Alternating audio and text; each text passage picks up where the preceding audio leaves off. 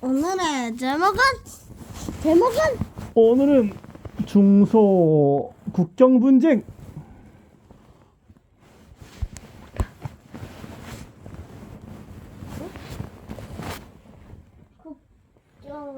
분쟁.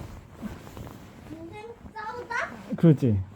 두두두다. 겁나게 싸워버렸어. 원래 중국과 소련은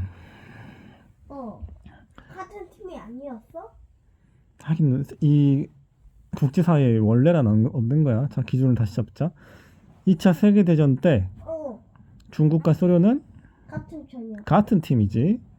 같이 힘을 합쳐서 일본, 그렇지, 독일과 일본 제국, 그렇지, 맞아, 그들과 싸웠단 말이야. 그리고 아빠 근데 이탈리아가 2차 세계대전인가 1차 세계대전 때 못 싸웠잖아. 엄청. 그랬지. 2차 세계대전 때. 너 소주를 먼저 챙기고.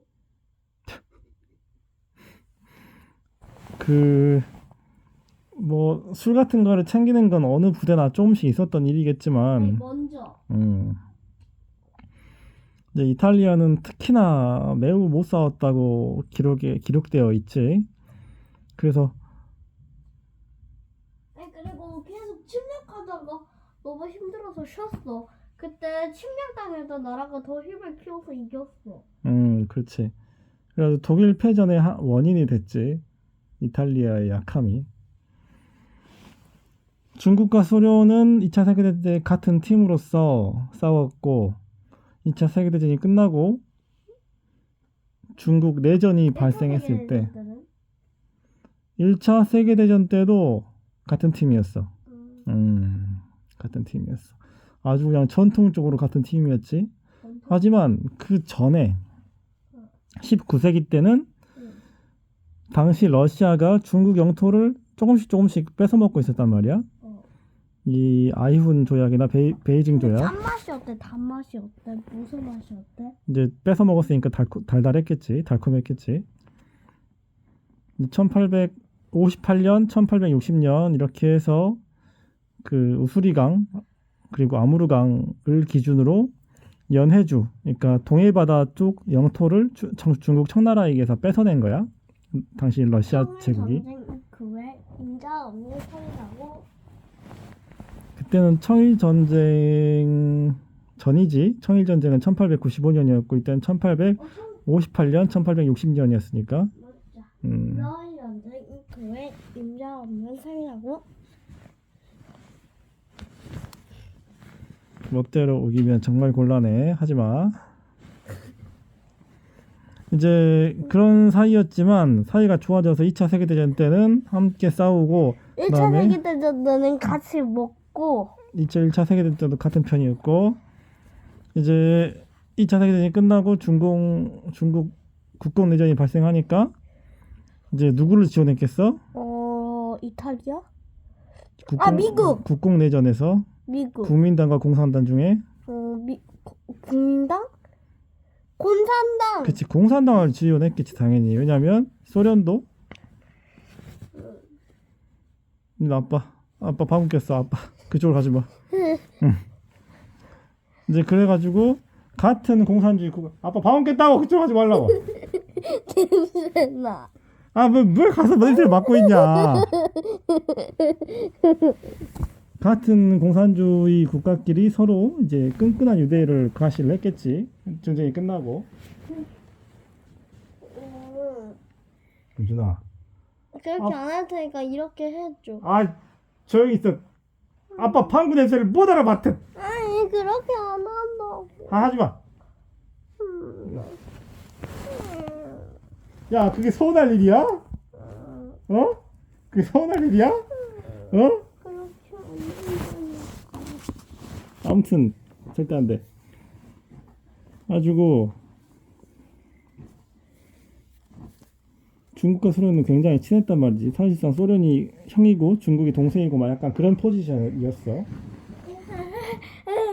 형아! 왜? 형아 너무 뚱뚱해. 어이 한번 맞아볼래? 응! 뻥이야? 왜냐면 중국이 내전을 할 때 소련이 도와줬고 뭐 그런 관계였던 거지. 그럼 형제가 아니라 친구 아니야? 근데 이제 체급차가 있었던 거지. 소련이 땅이 더 넓고 뭐 좀 군사적으로 더 뚱뚱했던 거네.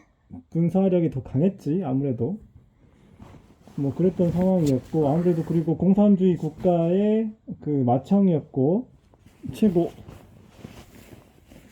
이 지도 국가였고 뭐 그런 부분이야. 그런데 1950년에 무슨 전쟁이 발생했다고?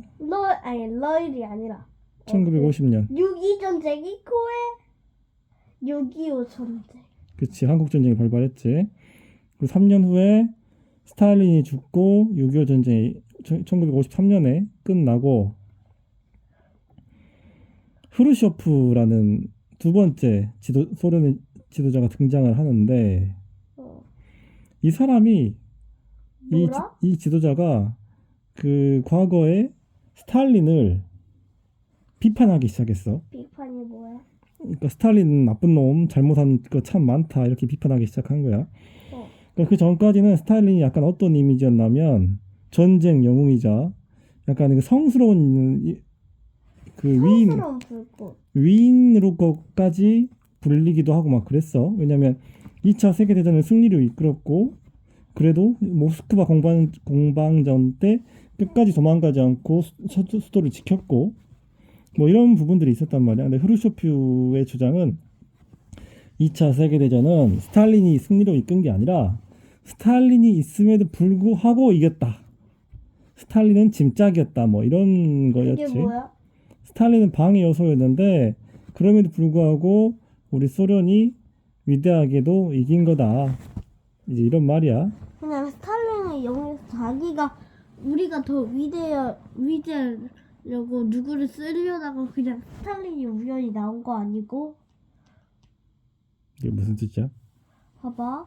그냥 근데 우리 더 소련을 강하게 하고 싶어. 그래서 누구를 대물 삼아 우리 소련이 얘 방해도 버텨내고 했다. 그걸 표현하고 싶어서 재물을 누구 삼을까 하다가 그냥 스탈린 삼게 된 거 아니야? 뭐 그럴 수도 있지. 이제 그러다 보니까 스탈린 격하 운동을 이제 두 번째 지도자가 했는데 그게 뭐야? 후르쇼프. 아니 그게 뭐냐고 격하운동. 그러니까 스탈린 나쁜 놈이다라는 죽었는데도?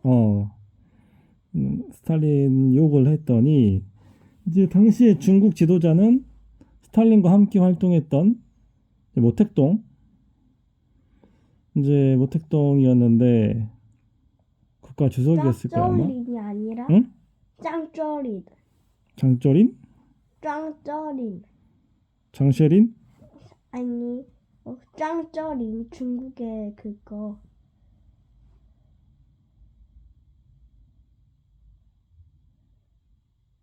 그거?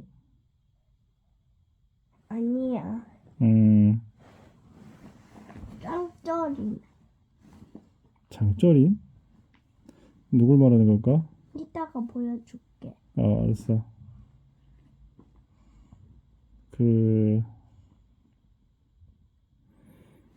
하니까 이 모택동이 기분이 나쁜 거야. 왜냐면 자기가 모택동은 비록 스탈린을 그렇게 좋아하진 않았지만 그래도 약간 존경하고 또 애증의 관계였고 존경은 좋아하는 것과 그러니까 좋아하면서도 약간 싫어하기도 하고 그랬는데 그냥 아무튼 그래도 우호적인 감정이 더 많았어. 같이 싸운 동지였으니까. 같이 싸웠어? 같이 싸웠지. 총 들고 서로를 아니, 총. 둘 다 지도자니까 아. 직접 싸우진 않았지. 명령만 내린 거지.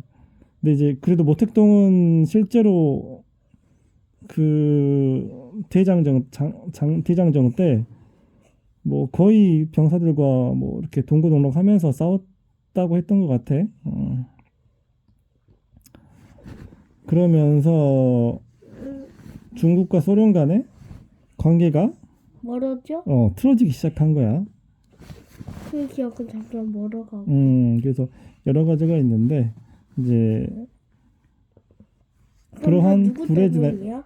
응? 누구 때문에 아빠는 갈라진 거라 봐? 일단 스탈린이 죽은 게 가장 크지. 스탈린이 죽었고 누구 때문에 갈라졌다. 할수 있는 이걸 때문이라고 말하기는 어렵지만 결국에는 후르쇼프가 그 스탈린 격하 운동을 벌인 게 가장 컸고 그리고 그럼 그 사람 때문에 다른 이유도 있어. 응?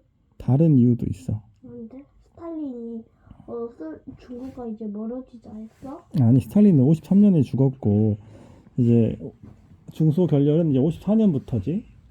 중국과 소련이 이제 사이가 멀어진 거는 이제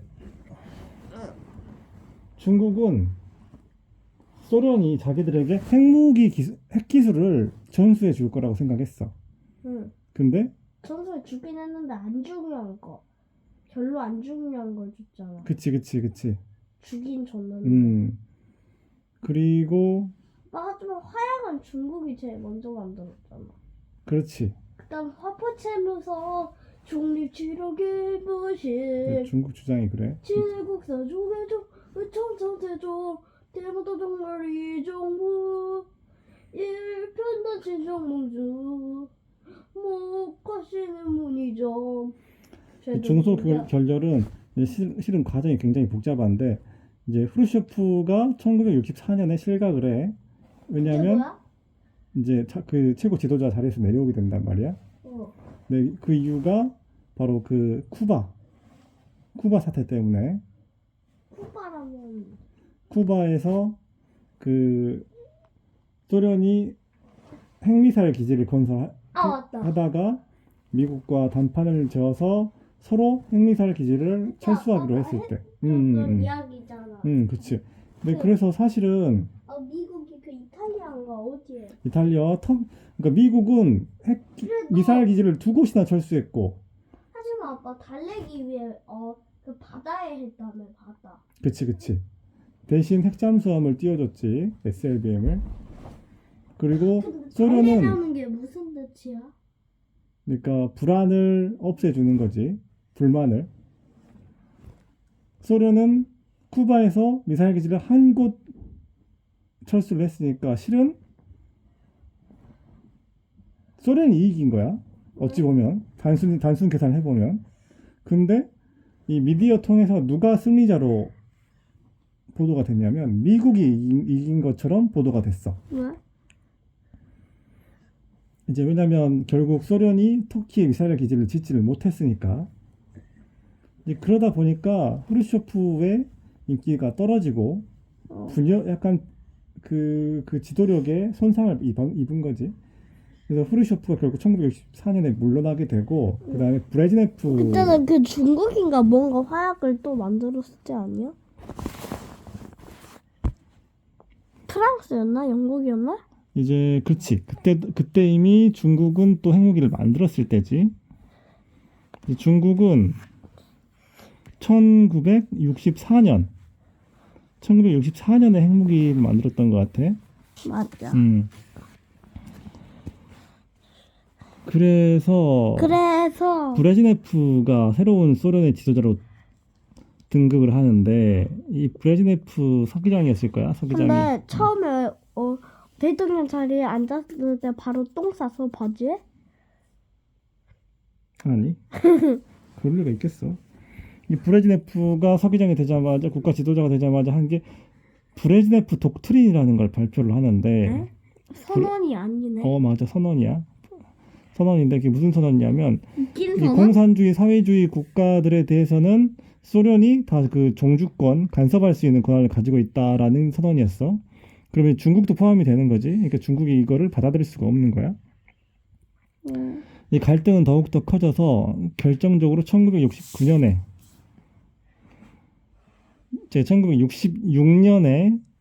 중국에서 문화 대혁명이 발생하게 되고 그게 뭐지? 문화 대혁명이 뭐냐면 1958년부터 1962년까지 대약진 운동이란 거를 모택동 주석이 실시를 하는데 그게 뭐지? 이게 중국에서? 중국에서 이게 국가를 빨리 발전시킨다는 것을 목표로 해서 이제 급진 발전 계획을 실패하고 그 기록마다 좀 다르지만 수천만 명이 굶어 죽었다라고 되어 있어. 왜? 보통. 너무나 빨리 발전하려고 하니까 오히려 부작용이 생겨서 수많은 사람이 그 굶어 죽게 됐어.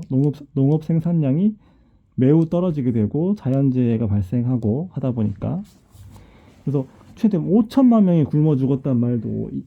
그럼 거의 몇 명이 죽은 거야? 그 5천만 명이 죽었다. 뭐 그 정도는 사실상 2차 세계대전 때 죽은 사람과 거의 비슷한 정도의 수치인 거야. 그럼 아빠 응.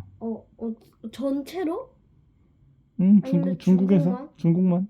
중국만 2차 세계대전에서 죽은 사람과 똑같은 거야? 아니, 2차 세계대전 전체로 죽은 사람이 5천만 명 정도인데 전 세계에서 그럼 엄청 많이 죽었네. 엄청나게 많이 죽은 거지. 그럼 몇 분의 몇이지? 근데 이제 중국 인구가 워낙 많다 보니까 당시 중국 인구가 몇인지 모르겠지만 한 6, 7억이었다고 쳐보자. 대충 한 6억, 8억, 7억, 8억 이 정도. 아무튼 억 단위야. 하지만 아빠 그럼 한 몇 분의 몇이야? 그래도 최소 뭐 10분의 1보다는 적으려나? 그건 다시 한번 봐보자. 근데 10분의 1이 뭐였지? 그거였지? 봐봐. 10개 중에 하나. 이제 10분의 1보다는 적을 수는 있겠지만 그래도 어마어마한 정말 상상도 할 수 없는 많은 숫자인 거지. 우와. 당시는 기록 체계가 그렇게 발달되어 있는 시대가 아니기 때문에 근데 뭐 천만 명, 2천만 명이라는 기록 뭐 나와 있는 데도 있고 뭐 3천만 명이라는 데도 있고 5천이라는 데도 있는데 하지만 명확한 것은 정말 셀 수 없이 많은 사람이 굶어 죽었다 뭐 이런 거고 그 때문에 모택동이 잠시 권력을 잃기도 해. 그 무소불위의 권력이었는데도 불구하고 근데 이 모택동이 그 권력을 되찾기 위해서 문화대혁명이라는 걸 일으켜서 기존의 권력 잡은 사람들을 내쫓아 버린단 말이지. 그래서 자신들의 홍위병을 이용해서 이제 중국 사회 전체 시스템을 개조하고 이것저것을 다 공격하고 하는데 이 홍위병 생각에 소련이 또 기분 나쁜 거야. 소련이 옛날에 청나라 시대 때 중국의 영토를 뺏어간 것도 이제 생각을 한 거지. 그래서 당시에 1969년에 이제 문화대혁명은 66년부터 76년까지 있었는데 69년에 드디어 전바오 섬이라는 곳에서 콜럼버스가? 아니 전바오 섬. 거기 중국도 아니야? 그러니까 거기는 중국과 소련의 영토가 강을 사이로 경계를 삼고 국경을 세웠었는데 그러면은 강 동쪽은 소련, 강 서쪽은 중국 이렇게 하면 간단할 것 같은데 문제는 뭐였냐면 강 한가운데 섬이 있었어. 그런 경우는 굉장히 많아. 그 섬 중에 하나가 전바오 섬이었는데 원래는 중국과 소련이 사이가 좋을 때는 그냥 양측의 국경 수비대가 전바오 섬에서 서로 뭐 맞담배도 피고 뭐 대화도 하고 뭐 그냥 그렇게 평화롭게 지냈단 말이지. 소련과 중국이? 소련과 중국의 군인들이. 근데 두 나라가 사이가 안 좋아지니까 어떻게 돼? 아빠 옛날에 보드게임도 했었겠지? 뭐 비슷한 걸 했겠지. 뭐 바둑이나 장기를 뒀을 수도 있는 거고. 근데 두 나라 사이가 안 좋아지니까 어떻게 돼? 같이 쓰던 공간이 서로 자기 땅이라고 하기 시작한 거야. 그러니까 근데 이제 그래도 두 나라 간에는 두 나라 다 핵무기 보유 국가고 두 나라 다 군사 강국이야. 물론 소련이 훨씬 강하지만. 그러니까 전면전을 둘 다 무서워했어. 소련은 실은 전면전까지 계획을 했던 것 같아. 핵무기까지 써서. 근데 미국이 압박해서 못하게 했지. 왜냐면 미국도 소련이 중국을 삼켜서 어마어마한 강국으로 떠오르는 걸 원치 않았던 면도 있고 뭐 그런 거야. 이제 양측 군사가 갈등을 빚기 시작하는데 서로가 서로를 어느 정도 두려워하다 보니까 총으로 쏘는 게 아니라 주먹으로 싸우게 돼. 주먹으로. 진짜? 음, 어이없는데? 그렇지. 주먹으로 그래서 중국 군사들하고 군인들하고 그 소련 군인들이 패싸움을 했단 말이야. 패싸움. 주먹으로 싸움을 했어. 그래서 누가 이겼게? 중국? 소련이 이겼어. 소련이 이겼어. 근데 이제 그 다음 날도 중국 군인들이 와서 또 싸움을 걸어. 뭐 뻔하지 왜 그랬는지 이제 다시 돌아가서 엄청나게 맞았겠지. 혼나고. 중국 군인들이 왜 막 얻어맞고 오냐, 다시 가서 싸워라 이렇게 했겠지. 근데 또 싸웠어. 또 누가 이겨? 중국? 아니 소련. 소련이 이겨. 소련 군인들이 키도 크고 피지컬 좋고 뭐 그랬단 말이야. 그러다 보니까 당시 중국 군인들은 영양 체계가 좀 잘 못 먹고 크다고 하다 보니까 몸집도 좀 작고 해서 이길 수가 없었다는 거지. 그래서 패싸움을 할 때마다 지다 보니까 중국 군인들 중에는 맞아 죽는 사람도 막 생기고 그랬대. 근데 이제 그러면 중국 지도부가 그걸 보고 위기감을 느끼겠지. 야, 안 되겠다. 주먹으로는 이길 수가 없다. 그래서 중국이 생각이 난 게, 하지만 이제 전면전으로 갈 수는 없으니까 우리가 주먹으로 이기려면 글러브? 어떻게 해야 되겠어? 글러브를 껴야 돼. 특수부대원들을 불러온 거야. 특수부대 요원들을 불러와서 특수부대 군인들이 소련 군인들과 패싸움을 하게 만든 거야. 중국 특수부대 요원들이. 그래서 누가 이겼을까? 중국? 중국이 이겼지. 이제 진짜 몸집도 크고 피지컬 좋고 이제 정말 무술을 잘 배운 군인들이 와서 소련의 일반 군인들과 싸웠으니까 이제는 소련이 이길 수가 없는 거지. 그래가지고 전세가 바뀌었어. 그러니까 소련이 보기에 이거 왜 갑자기 지냐, 계속 이겼는데, 보니까 저 군인들이 교체가 된 걸 알아낸 거야. 그러니까 소련이 이제 어떻게 해? 교체? 아니야, 글러브를 껴 이번에. 비슷해. 이번에 아주 복싱을 어마어마하게 잘하는 군인 한 명을 불러오는데, 한 명? 한 명 고작? 아빠? 아빠? 아빠는 그때 아직 안 태어났을 때지. 그 사람이 그 유명한 절름발이 중이라는 사람인데, 이 절름발이 중이가 복싱을 어마어마하게 잘했어.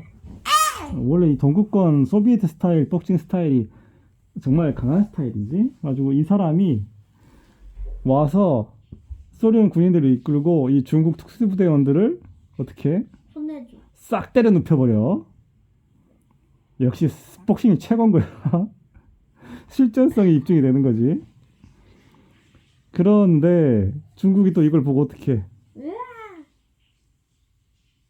총 들어? 아니야, 총 들면 안 돼. 이제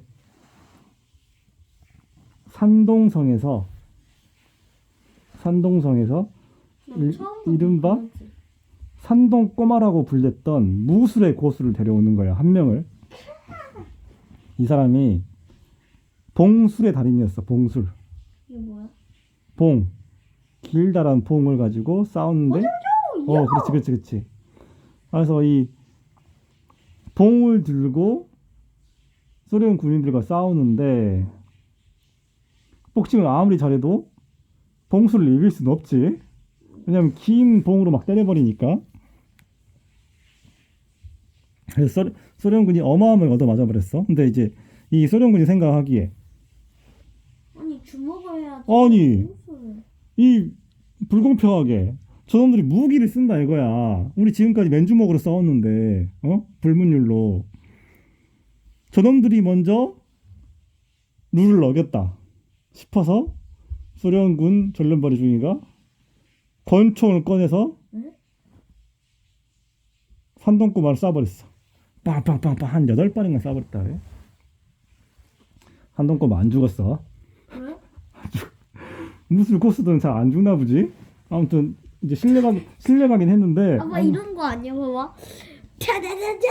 그러니까 뭐 피했을까? 샤샥 뭐 이렇게 피했을까? 아무튼 총상을 입었는데도 죽지 않고 후방으로 실려갔고, 결국에 이 총격이 시작되면서 중국 군인들이 또 패주를 하기 시작해. 해줄이 뭐야? 아. 이제 져서 또 물러났어. 근데 이제 이렇게 되니까 이제 서로 간에 이제 총격전이 시작된 거야.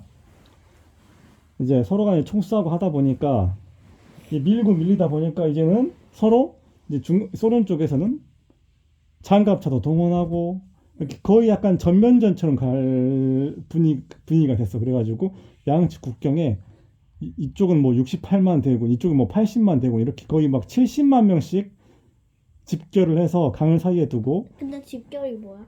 모였다 이거지. 어. 이제 준비 딱만 하면 서로 이제 그냥 어마어마하게 큰 전쟁이 벌어지기 직전인 거야. 이제 핵무기까지 막 준비했다고 해. 근데 미국이 전쟁하지 말라고 하고. 3차 세계대전 터질 걸 바라나?